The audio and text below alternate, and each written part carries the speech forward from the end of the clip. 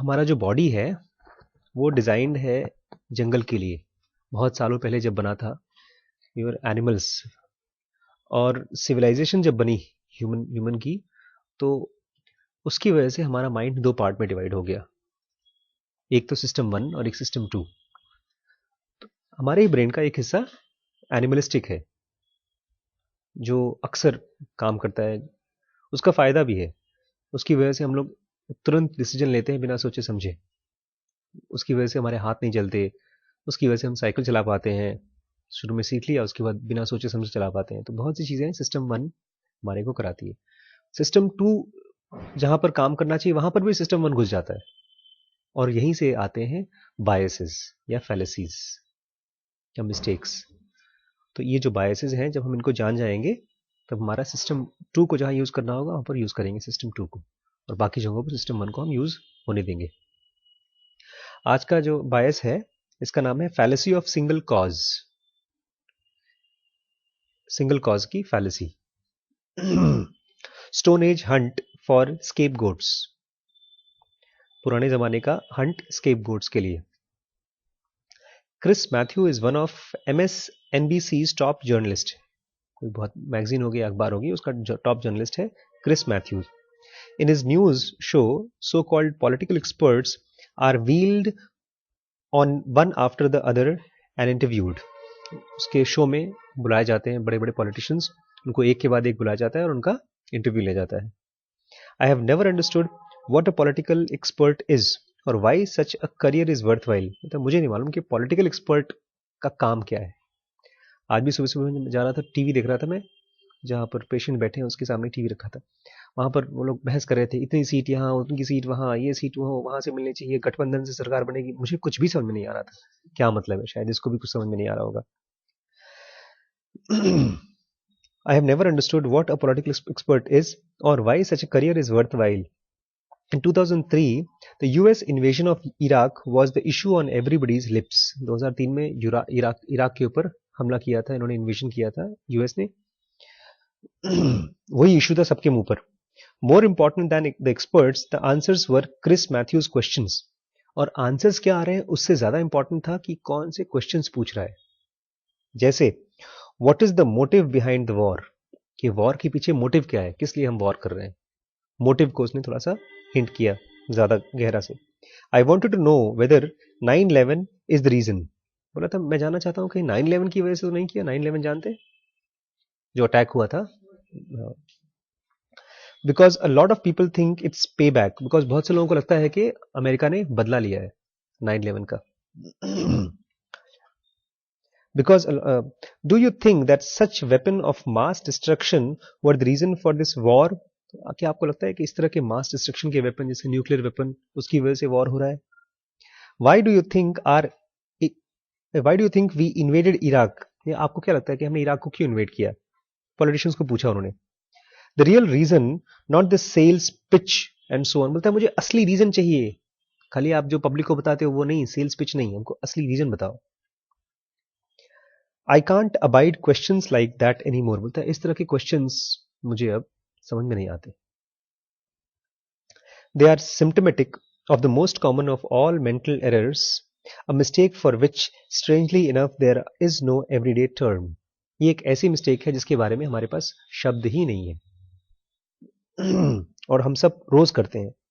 For now the awkward phrase, the fallacy of single cause, इसको हम नाम दे रहे हैं फैलेसी ऑफ सिंगल कॉज, कि मेरे पास एक वर्ड नहीं इस चीज के लिए। वी हैव टू डू, इसी से काम चलाते हैं। Fallacy of single cause. 5 years later, 5 साल बाद, in 2008 panic regained rained and the financial market. 2008 में बहुत बड़ा फाइनेंशियल क्राइसिस आया था, मंदी आ गई थी, बैंक बैंकरप्ट हो गए थे, बैंकरप्ट हो गए थे बहुत से लोगों की नौकरियां चली गई। Banks caved in and had to be nursed back to health with tax dollars. बैंकों को बेचारों को पकड़ करके गवर्नमेंट से नर्स कराया गया, उनको हेल्प कराया गया, किसी तरह से सर्वाइव कर जाएं। Investors, politicians and journalists probed furiously for the root of the crisis. इन कौन कौन इन्वेस्टर्स जिन्होंने पैसे लगाए थे इन बैंकों में, पॉलिटिशियंस, नेताओं ने और जर्नलिस्ट ने खूब प्रोब किया कि इसके पीछे कॉज क्या है, इतनी बड़ी क्राइसिस आई तो इसके पीछे कारण क्या है। The root cause of this crisis, Greenspan's loose monetary policy. Greenspan उस फेडरल गवर्नमेंट के उस समय वो थे, डायरेक्टर थे, क्या उनकी गलत पॉलिसीज बनाई थी उससे हुआ था। द स्टूपिडिटी ऑफ इन्वेस्टर्स, क्या हमारे इन्वेस्टर्स बेवकूफ थे। डूबियस रेटिंग एजेंसी, या कुछ रेटिंग एजेंसीज थी, बहुत से ऐसे इन्वेस्टमेंट थे जिसको रेटिंग एजेंसीज ने ए क्लास का दिया था कि ये बहुत अच्छा प्रोडक्ट है, आप इसको खरीद सकते हैं, लेकिन वो प्रोडक्ट बाद में खराब निकले, तो क्या उनकी रेटिंग की गड़बड़ी थी। करप्ट ऑडिटर्स, ऑडिटर्स में जानते हैं कौन होते हैं ऑडिटर्स? जो लोग एक कंपनी के हिसाब किताब को चेक करते हैं, अकाउंट्स का काम जो लास्ट में करते हैं उसको बोलते हैं ऑडिट करना। जैसे मान लीजिए मेरा हॉस्पिटल चल रहा है और मैं गवर्नमेंट को दिखाता हूँ कि एक साल में मैंने 1 करोड़ रुपए खर्च किया और 1.25 करोड़ रुपए कमाया, तो प्रॉफिट मेरी हुई 25 लाख रुपए। तो ऑडिटर्स चेक करते हैं कि क्या तुमने जायज जायज खर्च किए, कहाँ कम खर्च किया, कहाँ ज्यादा खर्च किया, कहीं ऐसा तो नहीं तुम चोरी कर रहे हो। तो वो चीज ऑडिटर का काम होता है। तो कहीं ऐसा तो नहीं करप्ट ऑडिटर्स थे कि पैसा खा करके उन्होंने गलत गलत पेपर पे साइन कर दिया। बैड रिस्क मॉडल्स, उन्हें गलत रिस्क लिया लोगों ने, प्योर ग्रीड या लालच की वजह से हुआ है सब। Not a single one and yet every one of these is the cause, इसमें से कोई एक खाली कॉज नहीं है और फिर भी सारे कॉज हैं। द बामी इंडियन समर, एक इंडियन गर्मी, a friend's divorce, the first world war, cancer, a school shooting, the world wide success of a company, the invention of writing. Any clear thinking person knows that no single factor leads to such events. India में गर्मी क्यों आती है इतनी ज्यादा? कोई एक कारण नहीं है उसका, मल्टीपल रीजन है। एक तो पोजीशन ही इंडिया का ऐसा है, प्लस और भी तमाम फैक्टर्स हैं। बोलता है किसी भी दोस्त का डिवोर्स क्यों होता है, कोई अगर कह दे कि डिवोर्स इसलिए होता है क्योंकि उसकी वाइफ की कमी थी या ये कमाता कम था, एक कॉज को अगर आप खोजेंगे तो ये बेवकूफी है। मल्टीपल रीजंस होते हैं। First world war, world war क्यों हुआ था, अगर आप एक कॉज सोचते हैं तो बेवकूफी है।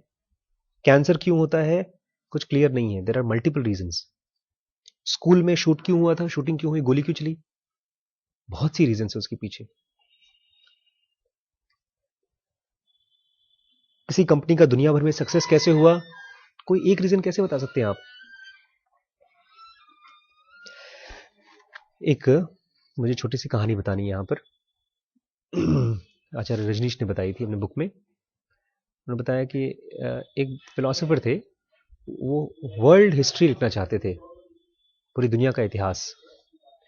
और उन्होंने जा जा करके 20 सालों में खूब खूब इंटरव्यू लिया लोगों का, सारे हिस्टोरियन से मिले, जो जो इतिहास हो सकता था जिस जिस देश का, बड़े बड़े इवेंट्स का उन्होंने इकट्ठा किया। 20 साल तक उन्होंने काम किया और उन्होंने अपनी मैन्युस्क्रिप्ट ऑलमोस्ट रेडी कर दी। फिर तब तक से शोर मचा उनके घर के पीछे की तरफ, तो वो गए पीछे, तो वहां पर गोली चलने की आवाज आई थी। वहां पर एक बंदे को गोली लग गई थी और एक रिवॉल्वर नीचे फेंकी हुई थी और पब्लिक भी इकट्ठी थी। तो कोई बोल रहा था कि इसने खून किया है, इसकी गलती है। कोई बोल रहा था नहीं नहीं, जिसने जो मरा है ना उसकी गलती है, ये तो उसको बचा रहा था। तो बहुत क्लियर समझ में नहीं आता किसकी गलती है, क्यों मारा गया, क्या इंसिडेंस हुआ। ये फिलोसोफर था, he was a very deep thinker, चीजों को बहुत आसानी से ऊपर ऊपर से नहीं देखता था, नीचे गहराई से देखता था। उसको देखते देखते पता नहीं क्या हुआ, वो घर में आया, अपने 20 साल की जो मेहनत थी पूरी जला दी। बोलता है मेरे घर के बगल में पीछे 5 मिनट पहले जो घटना हुई उसके मैं कॉज को समझ नहीं पा रहा हूं। तो 20 साल में पूरी दुनिया में क्या क्या चीजें हुई, कौन सही था कौन गलत था, राजा ने राम को मारा, राजा राम सही थे कि रावण गलत था, कि राम राजा बन गए थे इसलिए उन्होंने अपने आप को सही लिखने के लिए रामायण लिखवा दी थी। मतलब ढेर सारी चीजें, we don't know the cause of things. Rather, there are hundreds, thousands and infinite numbers of factors that add up. कोई भी चीज होने के लिए हजारों चीजें होती हैं तब जाकर कोई चीज होती है। Still, we keep trying to pin the blame on just one. और फिर भी हम क्या करते हैं, किसी एक कारण पर पिन कर देते हैं कि इसकी गलती थी। हाँ अमल जी, हेलो। और हम किसी एक कारण पर पिन कर देते हैं। When an apple ripens and falls, what makes it fall? जब एक एप्पल पक जाता है और नीचे गिरता है, तो किस चीज से गिरता है वो, किस कारण से गिरता है? हाँ जी अमल जी, नमस्ते सर। अब तो चालू कर दिया था, कल बैठते हैं 5 बजे, 5 बजे चालू कर दिया था, अब तो ऑलमोस्ट खत्म ही होने वाला है। अगर ठीक है, कोई नहीं, कल बैठते हैं। ठीक ठीक, ओके। कल 5 बजे आ जाए। Okay okay. तो किस कारण से नीचे गिरता है? ग्रेविटी है, ऊपर उसके टिश्यूज का रिट्रैक्शन होगा, कमजोर होते हैं उसके, जो जिससे जुड़ा होता है, या पेड़ की इच्छा है कि नया बीज कहीं और जाके लगे, बिकॉज ऑफ रिप्रोक्रिएशन, और पता नहीं कौन कौन से हो सकता है, कोई हवा तेज चल रही हो, कोई कोई एनिमल उसके ऊपर आके खड़ा हो गया हो तो उसकी वजन गिर गई हो, ज्यादा बढ़ गई हो तो उसकी वजह से गिर गया। Hundreds and reasons behind it. या एक पका हुआ नहीं गिरा उसके पीछे, सो एक रीजन कभी भी खोजना is foolish. What makes it fall? Is it that it is attracted to the ground? क्या जमीन से वो attracted है? Is it that the stem withers, या stem उसका कमजोर हो गया है? Is it that the sun has dried it up, या सूखा हो गया सूरज की वजह से? That has grown heavier, that the winds shake, हवा की वजह से हो गया है? That the boy standing underneath it wants to eat it, या किसी बच्चे ने प्रार्थना की है कि भगवान प्लीज गिरा दो तो मैं इसको खाना खा लूं? No one, no one thing is the cause. कोई एक चीज उसमें से cause नहीं है. In this passage from War and Peace, Tolstoy hit the nail on the head. ये पीस था टॉलस्टॉय का, War and Peace एक किताब है उसमें से. Suppose you are the product manager for a well-known breakfast cereal brand. जैसे cornflakes type का कोई चीज बनती है और उसके आप ब्रांड मैनेजर हैं, प्रोडक्ट मैनेजर हैं. You have just launched an organic low sugar variety. उसमें एक ऐसा जिसमें कम शुगर वाली वैरायटी निकाली है आपने. After a month, it's painfully clear that the new product is a flop.